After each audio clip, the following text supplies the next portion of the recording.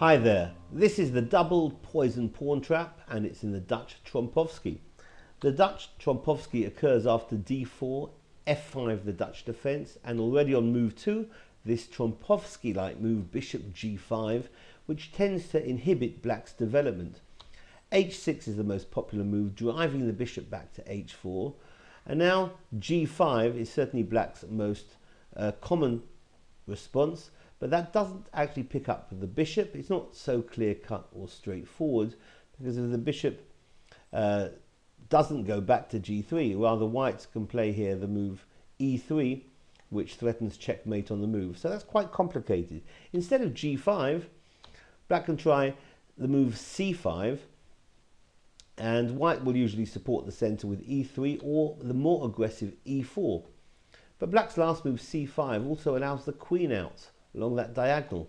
So the queen's going to venture out to b6, keeping an eye on the pawn on b2, as well as supporting a capture on d4.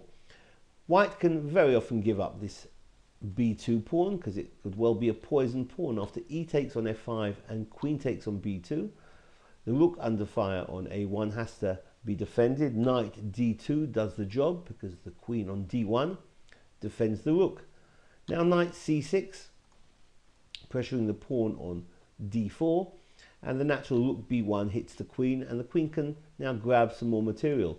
The pawn on a1 is loose, as is the more tempting pawn on d4. Queen takes on d4 is logical, because not only does the queen run out of trouble, but it also targets the bishop on h4.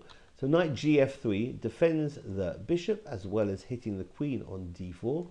The queen is going to move maybe to d5 or perhaps to g4, which will hit the pawn on f5. So queen g4, a logical move. Also keeping an eye on perhaps the pawn on g2.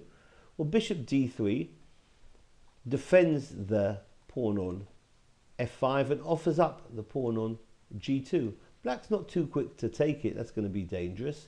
Instead plays knight b4, wanting to trade minor pieces on d3, but this allows white an exchange sacrifice. After rook takes on b4, white's pieces, rooks and minor pieces, are so active, while black has that just the queen in the game. So tremendous activity here for white.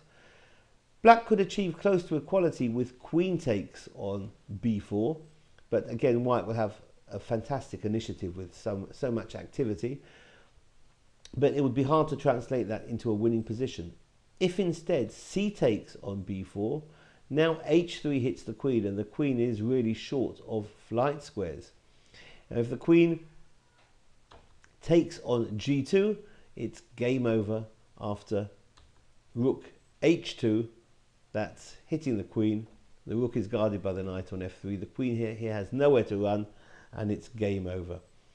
I haven't actually looked into this variation after h3. What would happen if queen h5? How would white win in that position? Well, I'll let you work that one out for yourself.